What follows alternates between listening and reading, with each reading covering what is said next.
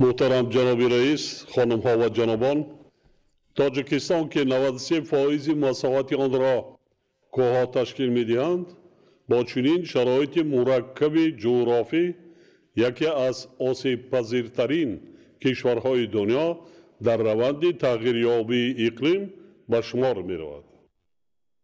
پیرک‌های ما با شدت آب شده، ذخیره‌های آب روز به روز محدود گردیده ایستاده‌اند.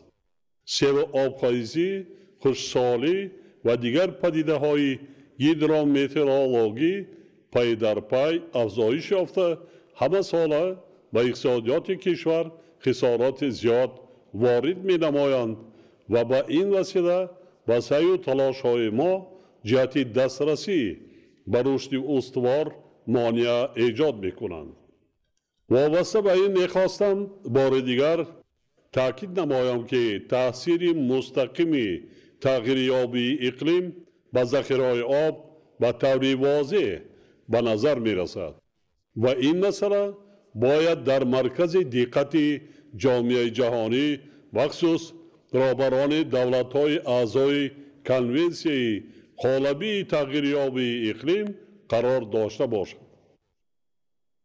با استفاده از فرصت می‌خواهم پیشنهاد تاجیکستان را عاید به اعلان نمودن سال 2025 همچون سال بین المللی حفظ پیریخ‌ها و تعیین سنه مشخصی روز جهانی حفظ پیریخ‌ها بار دیگر تاکید نمایم.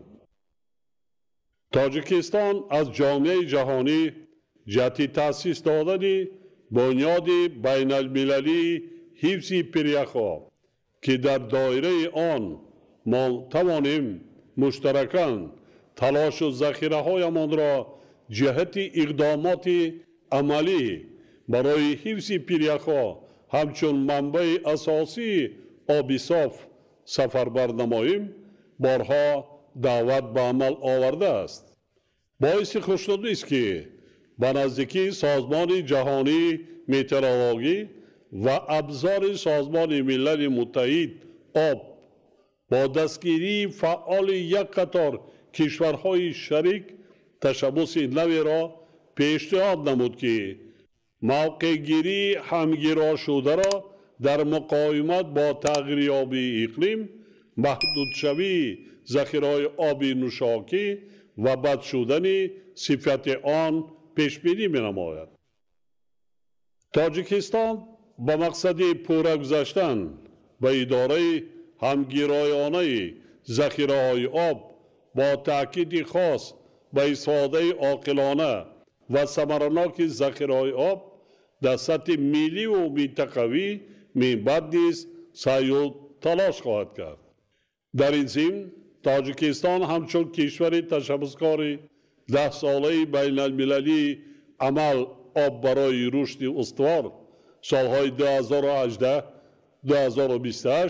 و به صفت رئیس کننده در خزینه بین المللی نجات ارال بار دیگر تأکید می نماید که در دایره این و دیگر چارچوبه های مهم بین المللی با مسئله های تغییریابی اقلیم توجه اولین درجه ظاهر خواهد کرد.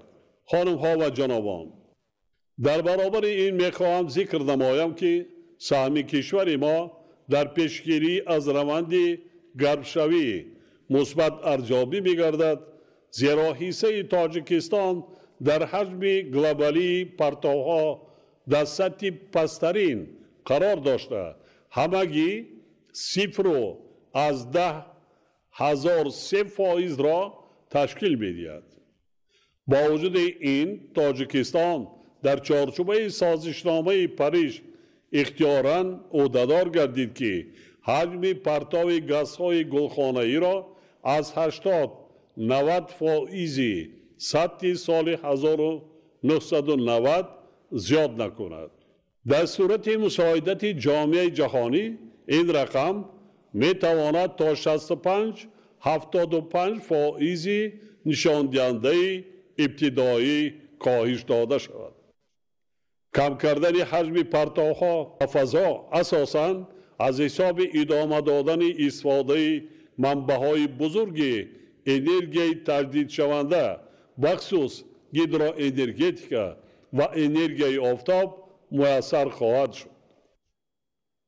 استفاده همگرایانه این دو نوع نیرو میتواند نه تنها به افزایش استحصال انرژی از لحاظ اکولوژی تازه تبدیل شونده بلکه به استفاده عاقلانه ذخیره‌های آب کشور نیز مساعدت نماید.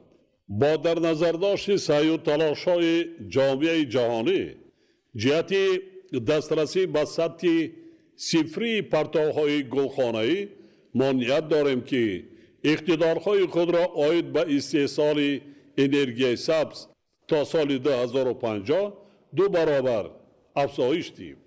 مورد ذکر است که تاجیکستان عین حال 98% قوه برقی خود را از نیروگاه‌های برقی آبی استحصال کرده از لحاظ فائز تولید و استفاده انرژی سبز در جهان جای ششم را اشغال می‌نماید.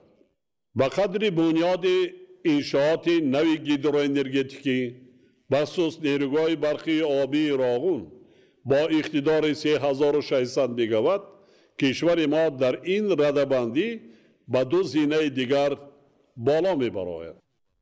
اینچنین می‌خواستم سعی و کوشش‌های تاجیکستان را جهت تطبیق برنامه‌های برقرارسازی جنگل‌ها و وسیع کردن میدان جنگل پروری تاکید نمایم. طبق سازشنامه پاریس چند پیش تاجیکستان به کاتبات کنونسیون قالبی تغییریابی اقلیمی سازمان ملل متحد نمونه نوی سهمی معین کننده پرتوهای گازهای گلخانه‌ای را در سطح ملی آماده و پیشنهاد نمود. در فرجام سخن می‌خواستم ذکر نمایم که رسیدن به هدف‌های گذاشته شده به ذخیره‌های ضروری یعنی سرمایه، علم و تکنولوژی‌ها می‌تواند سالهای زیاد طول کشد.